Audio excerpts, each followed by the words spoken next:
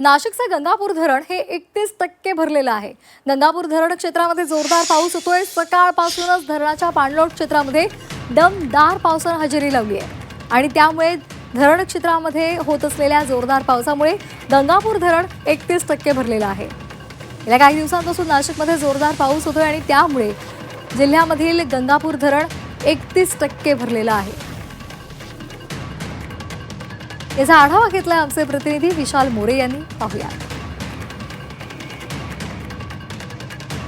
नाशिक जिल्ह्याला जो red alert दिला आहे त्या दृष्टिकोनातून जर विचार केला तर आज आणि उद्या असं 2 दिवस नाशिक जिल्ह्याला आणि शहराला हा रेड अलर्ट दिलेला आहे। आज आपण आलो आहोत गंगापूर या धरणाजवळ आणि आपण बघू शकता की मोठ्या प्रमाणावर पर्जन्यवृष्टी या ठिकाणी होती आहे आणि जर विचार केला तर 9 TMC ही पाणी पातळीची ह्या डॅमची क्षमता आहे आणि आतापर्यंत हा जो डॅम आहे हा 31%च भरला आहे।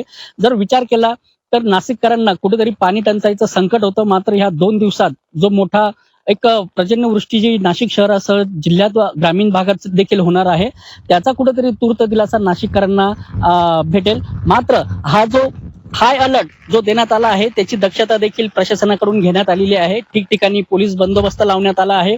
सप्तशृंगी घाट असो या विविध घाट असो, रस्ते असतील, या धरण क्षेत्र असतील, जे टुरिस्ट पॉइंट असतील, हे पूर्णपणे प्रतिबंधित केलेले आहे। आणि जर जिल्ह्याचा विचार केला तर शाळा, कॉलेजेस, महाविद्यालय हे देखील शासनाकडून बंद ठेवण्यात आलेले आहे आणि लोकांना देखील विशेष काळजी घेण्याचे आवाहन केलेलं आहे। जर कधी काम असेल तरच घराबाहेर निघा असं देखील आवाहन प्रशासनातर्फे करण्यात आलं आहे।